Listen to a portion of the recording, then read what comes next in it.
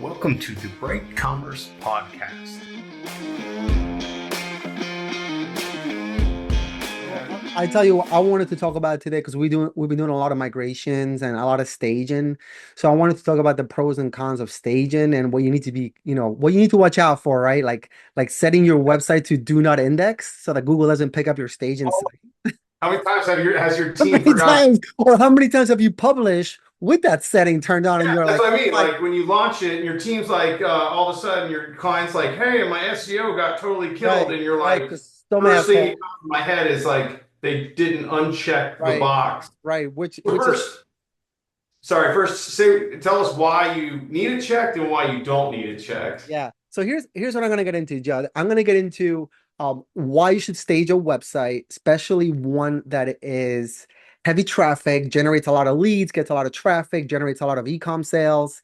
If you're gonna do anything to the website, if you're gonna modify any main layouts to any existing pages, if you're gonna do some updates, if you're running WordPress and you want to update those plugins, you don't know what's gonna happen. You're hoping everything's going to go great, but that's not always the case, right? So what you should do is you should always stage your website. So here are some pros and cons to staging your website. It's going to allow you as a pro, it's going to allow you to screw up the environment and not impact the production site, right? And that's Yeah. that's the key part right there, right? I'll give you a good example. We recently had a customer whose view cart page was really, really slow, and it just became a matter of staging the website and disabling plugins one by one to identify which one was the culprit. And Yeah, isn't that a thing too?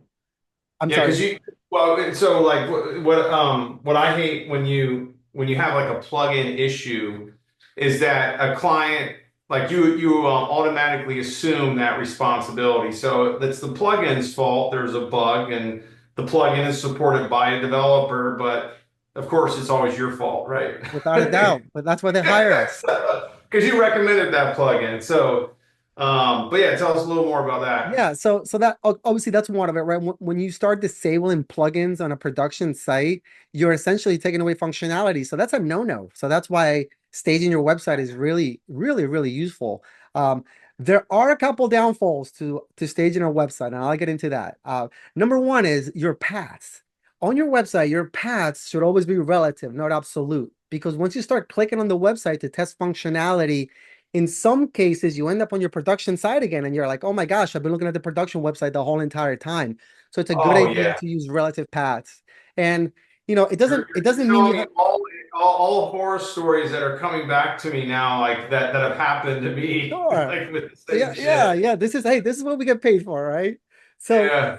so it's it can be very difficult to parse a site manually and update all the paths. One useful resource or tool is a search and replace tool, where Yeah. you can essentially look for an expression and replace it with another one. And That's again, the that's B2 search something yeah, replace. yeah, There's like one or yeah. Actually, the the the the pressable platform has one built in. Now, with that oh, being said, you got to be very careful with that too, because if your syntax is wrong, you could well, like cripple your staging site. first back up the database. Oh, Nailed like it. You nailed continuously. it. Take a Always have it snapshot. backed up. Take a snapshot before you hit run on that tool. And by the way, that's why most of Back up the staging as well as the live. uh, When you work on the staging and the, you're done, back the staging up before you put it on live. Back the live up before you like. yeah. You gotta Oh, like have 9 backups, you never man. have enough backups, man, because Yeah. to roll back from a mistake that's going to take a few minutes is way better than worrying about an issue that's going to cost you hours of days of work. So I got a good one too because customers don't actually know, especially if you have like a large e-commerce site that has like let's say 40 gigs of data. The database is like 10 gigs or something just ridiculously large. They don't realize that sometimes when you have to create a staging site to duplicate that and deploy it into a staging area, that it might take an hour or two because of the size of the website. So when you go to bill, it's like, oh, why is it taking that long? And so I had a question to ask is like, how does Pressable work with the creating of a staging environment, and have you created like a larger staging environment with it? Is it like ease of use? Because I'm more familiar with AWS. Yeah, Like, is I it think easy to create?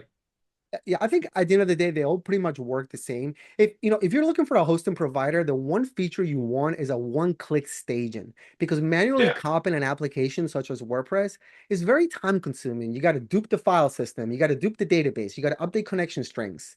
It can be Pain in the really ass. exhausting. Yeah. Yeah. Um, Pushing back to production, that's tricky too.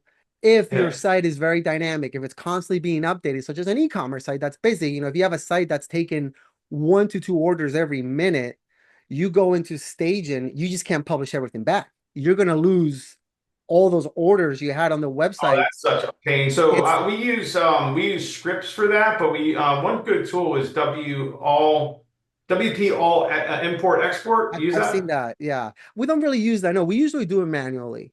Yeah, I mean, script. unless if it's a static website, if it's a lead gen website or an informational blog, we'll just publish it right back, right Yeah. from staging back to production. But if it's an ecom Oh website, yeah. well, Typically, yeah, 'cause the it, orders and the it's first print, the records are yeah. such a pain in the Yeah, ass and to. we schedule it during non-peak time. We notify the customer to say, "Hey, your set's going to be glitchy for just like a few minutes here and there, just FYI," you know? So one thing I'll mention too that I've actually experienced myself is that one thing I hate when it comes to creating a staging environment and then deploying to live is the subscriptions. So like when you have new subscriptions coming in, but when you're working on, let's say, the staging environment, but you still have the live environment getting new subscriptions. I got to tell you, what I have done is literally put a under construction page up and actually deploy the changes to live and not try to import those subscriptions in because they're a nightmare. Like I would never suggest it. It's No, so much better just to post like I, in sprints to the live site. I say, yeah, it's funny. Anytime we have to touch any core Woo subscriptions functionality, it's always like open heart surgery. It's It just like sucks. you really have to think it through because there's so much Yeah. automation involved, right? And Yeah, then, I just speaking of that, I just got a notification from WooCommerce that they're moving all the WooCommerce core code into the actual plugin.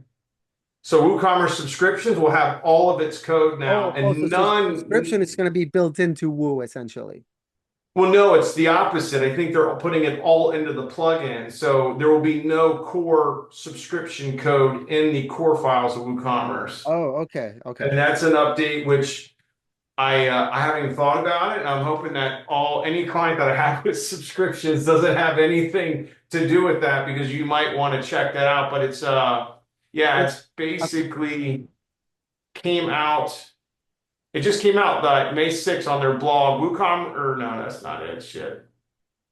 I'll have to find it. But that's something I just saw that was posted. I was like, shit.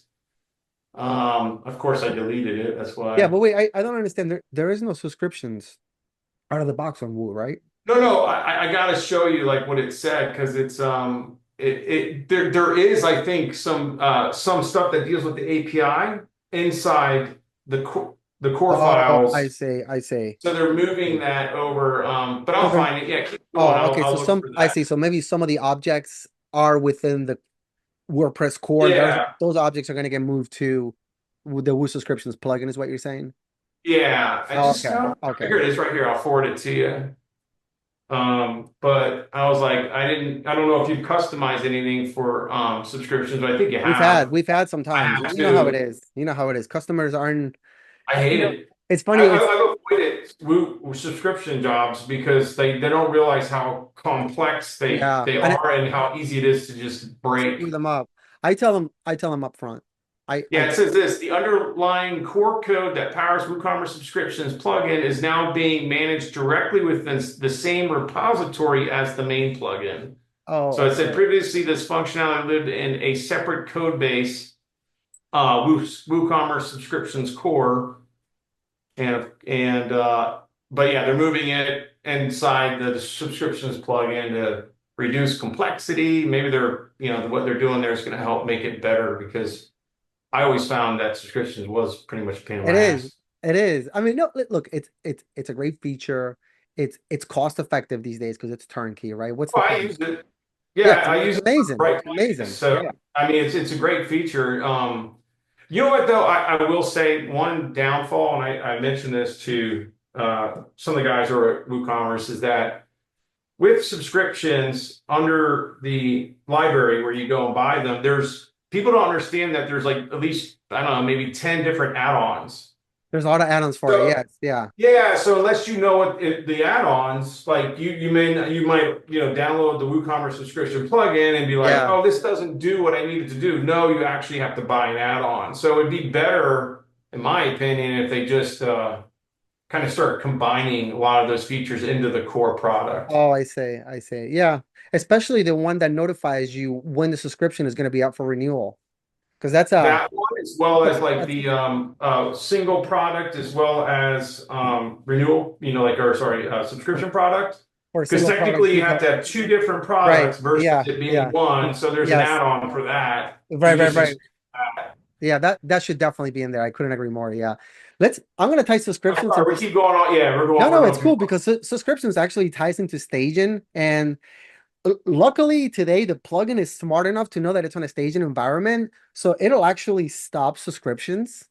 It'll Oh stop. yeah, It'll stop that's email a whole transactions. other thing. Yeah, Back in the day, yeah. that's bit me in the butt a few times where we staged the website. Next thing you know, our customers are emailing us saying, "Hey, our Why is customers, it? yeah, why are customers getting emails about subscriptions on some staging website? Because it would be like something.mystagingsite.com." I've been So, through that. so I think all of us have been through that so much that they finally built that in. That logic is great. Another cool feature too that you can do is you can disable all the emails that go out for subscriptions. I'll give you another one. We have a client that gets daily reports Yeah, because they're on a busy site, and every time we stage yeah. their website, they get a daily report that says zero on it.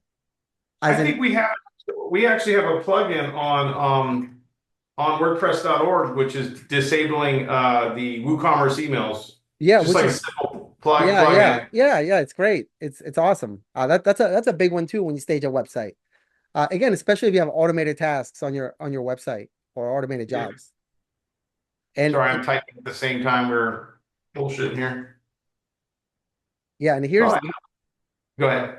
yeah, well, here's the big one, Judd, and it's the SEO one. So whenever you stage a website, you know, your WordPress site is still gonna generate a sitemap. It might even ping Google to say, "Hey, I'm here. Come get me." Got to. Yeah, because you like what happens is the even though you don't submit the sitemap, the staging sitemap to Google, Google will still might pick it up if it's up long enough, in which case it doesn't necessarily affect the live site, but it literally will start registering. So you will come up that what might happen is I've had this happen where the staging site would come up before the live site and Yes, just messes up everything, it's particularly if it's a lead channel, if it's oh, e-commerce. forget it. Oh, it's a It happens nightmare. all the time. Yeah, so Yeah, you always want to make sure that this encourage search engines, yeah. which is essentially a no index line of code in And your robots.txt. you would think Google would, do something in Search Console that would say, like, check this if you want to eliminate any or any duplicate I content from a know. And subdomain, right? But yeah, it just doesn't. it's funny too. Or you would think like, for example, Pressable that or WP Engine or any of their big hosting companies where they always use the same root domain for staging sites. You would think that they Yeah, would just altogether blacklist that, so it never gets picked up no matter what. yeah. But they, for some So, reason, sorry, go ahead. no, for some reason they just don't.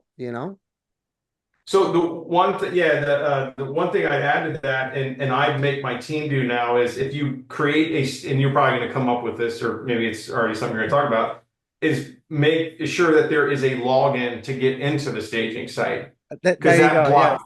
yes, Okay, that yes. blocks everything. Yeah, that Yeah, also has its pros and cons too, right? I yeah. ideally that's best practice. I couldn't agree more. The downside of it is If you're trying to A, test things. sometimes it's hard to test things with that, right? Because you're trying to test anonymous user. B, customers get confused when they go in and test things. One thing I would do is like I typically would put that in place if we're not using the staging, but still have it up because I literally had a client that was 3 years ago we launched. had a staging up for 3 years, and we're like, all right, we don't need to host this anymore because it was a big e-commerce site. And I was like, she hasn't done anything in 3 years, take it off. The day I said that, and the day it was removed, she literally sends an email, hey, can we use the staging site to test this new plugin? And I'm like, are you kidding me? So now my team has to go and put it back. But that's going back to that one-click install that you're Yeah. talking about to Well, make life easy. that's right. Yeah. And actually, Joe, let me say this too. The Woo plugin just released a function where you can actually put your store in coming soon mode or vacation mode, quote unquote. Oh And shit. and here's the beauty of it, right? It's very useful because in the past, to create a coming soon page, you would have to essentially download a plugin, configure it, Yeah. brand it.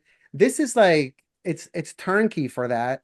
Here's the beauty of it though. There is a feature within there that will let you set a preview URL. So for I everybody will have else, to look that yeah, it has up. I believe the URLs has it's like a session ID based URL. It's a very unique like Okay. complex nomenclature in the URL, but that plugin or that URL will allow you to access the website without authenticating. Whereas if you just go directly to the root domain or any sub pages, it'll Yeah. just give you, down for maintenance or coming soon, however the site is configured. I like that. That's awesome. I'll have to check that one. That's a new one I haven't heard of. So here's a big one too, right? So if you do put your site, or once you put your staging site in do not index mode or discourage search engines from crawling the site, if you're gonna take that site and push the whole entire thing to production, you have to remember that that setting is gonna carry over. Uncheck the So you setting. have got to Otherwise, you uncheck that. completely foobar the SEO. And depending on the time frame that you didn't uncheck it in your blocking search will depend on how screwed you really are. Because I've seen it when it's been happening 2 weeks, you fix it and it recovers. But like if you left that for like a month, Oof, you're done. forget it. You're Forget gonna it. it's gonna be like 6 to 8 months of recovery trying to get back to your impression share And because I Google was hates that. I will say this too. Google has gotten a lot better at crawl speed and updating the index. It's Yeah, like over the last decade, right? yeah. It's So on there's one thing that I found too that you can actually set in Google Search Console like your pagination, if I ever said that oh word no, right. I think it's the crawl rate. Yeah, yeah. Well, you can also make rules for the crawl so that you're not crawling stuff that is irrelevant because it will start giving you all these core vital errors and 404 pages that may be false positive. So you want to address all those Good false point. positives because Yeah, that yeah. will Yeah. speed things up and it Yeah, also like makes it the easier. what is it? Like a lot of the admin Ajax will give a 404.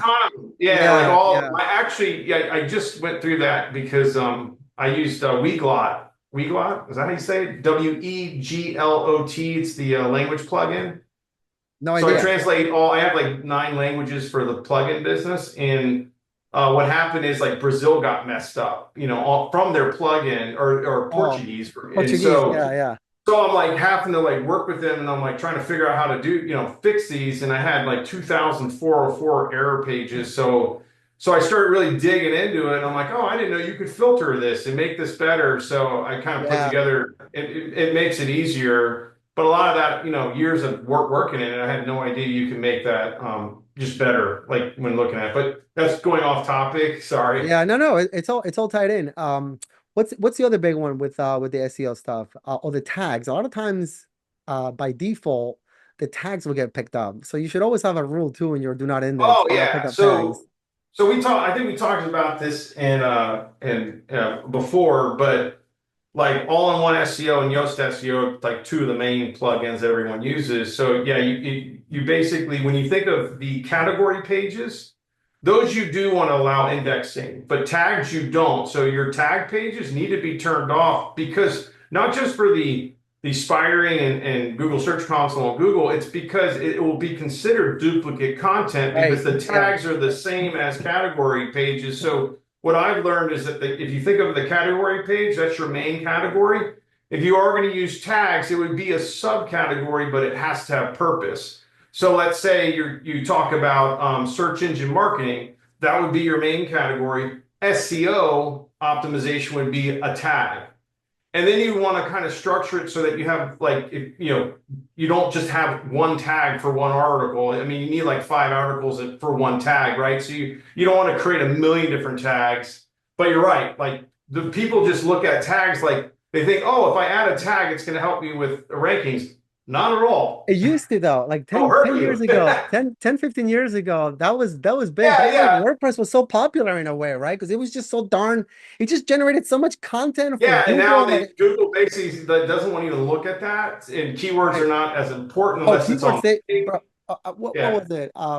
The original, like, the original guy that was like letting out all the SEO stuff in Google, Matt. Oh, that was Rand Fishkin.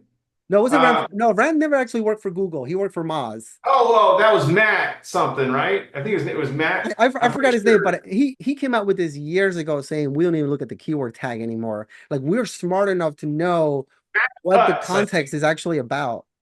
Yeah, Matt Cuts. Matt Cutts, that is it. Yes, yeah, yeah, Yeah. yeah, yeah. Yeah, Now, I read now, a lot of his stuff. He'd give you kind of like the maybe like he would try to give you subliminal kind of hints, like if you do this, that might help you with your rankings. But yeah, it's gotten it so was complicated. I don't even think Google knows how their shit works pro- anymore. probably not, but it was smart of Google to do that, right? Because ultimately they wanted to feed webmasters with best practice so they could have an Yeah, easier time well, crawling the web and categorizing data, right? when we get past this, that's when I want to talk about the my so I always say that SEO is dead. I tell that, but I have a thing, one of those things where I can say like change my mind. So we'll talk about that later. But let's Yeah, keep going I have a on. whole thing on that too. I'll touch on it if you want. I don't think SEO is dead per se, but there's just so many different avenues these days other than Google that Oh, you have to be ubiquitous. You have to be on like Google, on YouTube, on TikTok, on Instagram. You got I to be think they're everywhere. so greedy that they've made since 2000 updates with SERP that literally go for a pay to play model. Oh, And no I doubt, can reach you some of them. Well, no let's doubt. go Come on, through no it. doubt. Come on, that's like percentage wise, that is still their highest earner. That Yeah, is, they are, Google is a media company. They're not a search engine. They're a media company. yeah, no, I mean, and what what's the problem with Google is too, they only have the first page. That's all they have for advertising. So what people used to get on the first page costs 10 times less. There was way less advertisers, so they keep cutting up the pie. And then what they did is now that, with PMax campaigns, which in my opinion suck, and we can get into those a little bit, but standard search got way too expensive. And if you try PMax, instead of being like a smart campaign, which used to be just display advertisement and standard search, really, PMax is trying to get you to do Gmail, YouTube, and everything. And what I notice is that, let's say you don't want to, your budget's not too high, it's going to throw your whole budget at just worthless display campaigns and Gmail, and you'll see nothing in the standard search, which I'm sorry, like that's their only thing in my mind that's still high intent conversion is from standard search. But what here's a good one though. Like what happened is like 2019, over 50% of all Google searches yielded zero results, and I think it's up to 60% now in 2023. So that means like someone like when you think, oh, I'm going to go and do SEO, or I'm going to do PPC, just remember 65% of all traffic now on Google does not actually go to a website. That's why it's so damn expensive, and that's why the cost keeps going up. Not just because they'll keep saying, "Oh, it's because of additional advertising." No, it's because people are not actually getting to the websites anymore to convert. So that's why you see the AI up top answering all the questions. You have everybody using ChatGPT. Well, not everybody, but it's becoming more and more popular. There's more and more. So like when I look at Google, I always see it like I'm going to say it. That's why I keep saying that SEO is dead, because I see Google just losing a lot of its market share to AI and all other avenues that people find information now. Yeah, yeah. I Because mean, I don't even use Google anymore. Like it pisses me off. I'll start using Google to go search for something, and I'll look at the results, and I'm like, this sucks. And I'll go right to ChatGPT. yeah, I'll yeah, ask the same question, yeah, and it's so scary how it gives yeah. me exactly what I want, Right. particularly because it knows me now. You Like, don't have to filter through the data. You don't have to go into individual pages, dig through the yeah. advertising. fight with pop-ups and all kinds of cookie Yeah. disclosures. It eliminates all that. It takes a 3-minute job into a 30-second job, right? And for the Yeah. human brain, that's priceless. So I have like another one. And Search Engine Journal 2024, nearly 75% of clicks on high commercial intent keywords go to paid ads.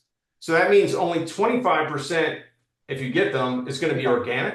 Yeah. So like it's like people want, and they don't realize it costs so much more to try to be able to rank than it does to just do paid advertising.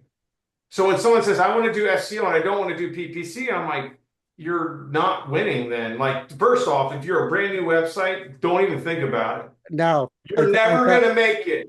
I It tell won't them the happen. same thing. I'm like, You it's, miss every chance to rank over the years, and now you have everything stacked against you. It's like just do content, something that's worthwhile for your business, for your brand, to let people know that you can use in your social channels, you can use as landing pages. You just do stuff that makes your brand look good, but don't even think, SEO anymore, because it's just not going to happen. Inbound links are, I think, fading away. I don't think Google even ranks good on inbound links anymore, unless they no, are really high yeah, DA no, that's that's inbound that's links. that's still a thing. That's still a thing. It's just more narrow now, right? It's Yeah, it's not only how many do you have, are they follow, are they non-follow? That's been a thing for a yeah. while. But also, are they in the same segment that you're talking about, right? So if you run a car website, you can have inbound links from like a shoe website. It's not going to count as much. Well, that, but also like I think that Google is really taking an effort to kill PBN, private blog network links. So all those places that are selling, because more or less every SEO agency, particularly ones that have no technical skills or background, they're buying all their links for You have to though. customers. That's what it's become. It's become a But the subculture. problem is Google knows all of them. They're like, we're But done with the that. thing is you have to reach out to like legitimate publishers Yes. and And, they're not and gonna most of them they don't don't do want that. content, they want money, dude. And the content. Yeah. Oh, and here's a great one. I even hired an SEO company because I didn't have time. I should mention them because they were a pain in my ass, and I got my money back. But they literally they bought me a bunch of links, right? And it was so like WooCommerce, WordPress related blogs, but they were not like mainstream blogs, right? Well, I reached out to each one of them, asked them if I could, put a link on their site, and they gave me their prices. It was like $59, right? Yeah. The company I hired, $259. So if you're gonna buy links, just go and start researching it yourself and Right. reach Yeah, out look, to it's because you're gonna pay a huge no doubt. premium. You're gonna pay a guy that paid a guy that paid a guy for a damn link, Well, and it's no doubt, ridiculous. no doubt. I mean, that's like, Yeah. you want to drive your car or you want a driver, I it's just hate a it. it's the Like same for me, thing. it's It's that kind of stuff though. You know why too? You know what I hate about SEO and even PPC, because you do both of those. They Google doesn't make it easy for you anymore as a partner. Like the partner program is non-existing. Am I right? Like I haven't talked to a partner rep in years because one, it's a third party agency. Now that you mention it, you're right. We used to It's, get engaged all the time by partners. I'm yeah, sorry, by it Google is an reps. I absolute think joke. did they do away with it? Because I mean, we used to have them reach out to us, No, and every like so 6 months they yeah, change. actually, I don't even know, to be honest with you, because I haven't checked in years. But in my opinion, they switched their whole reps to outsource. So when you're speaking to a Google rep, and I've asked this every time I spoke to one, are you a third party agency contacted by Google that has a Gmail or sorry, a Google email? Yes, we're a third party agency. So if you think about it, third party agency overseas, you're giving all your information to, as well as client information to. They're working with you. Google's getting all that, even though they might have non-competes and all that. Sorry, I don't buy it. I'm not gonna. I don't want to deal. I want to deal with a solid employee from Google, and that's what used Right. to happen up until about 2018. The reality is they probably can't keep up with it. They probably can't keep up with the demand. Oh, probably not. But I think they wanted to save a bunch of money. Maybe COVID hit, and they're like, "Oh, we Yeah. we we You know, can oh, we can skimp on this." I And every time I talk to a rep about, let's say, the ads and things, because a client every once in a while is like, "This is what they told me." It's usually some fluff BS that they told the client that I have to go now prove to the client that they don't know what they're talking about. Sometimes have to jump on with the person as well as the client. And it's like then a pissing match. Like they're sitting there saying, turn on this, it's going to help. And I'm like, no, it's not. Turning that on is actually going to damage the account. And then I'll say why. And then there's like chirp, chirp. No, there's no one saying anything. I hate that. So like when I typically now with reps, I don't deal with them because their whole main goal at Google, a Google ad rep's goal is to make Google more money. And I know they have probably, I don't know, but I'm making the assumption that they have some sort of, you know, they get paid maybe a bonus or something if they get certain accounts to spend more. You know, Yeah, something like that's probably happening. yeah, So it's not in the best yeah. interest Sales of the team, sales customer. team 101. Yeah, yeah. Listen, I mean, I'm talking a lot of crap about Google, they but gotta it's just build my those ass. power plants somehow, Judd. Power plants, yeah. God, I mean, I know it's nuts. Yeah. Anyway, I feel like I'm going on a tangent. Yeah.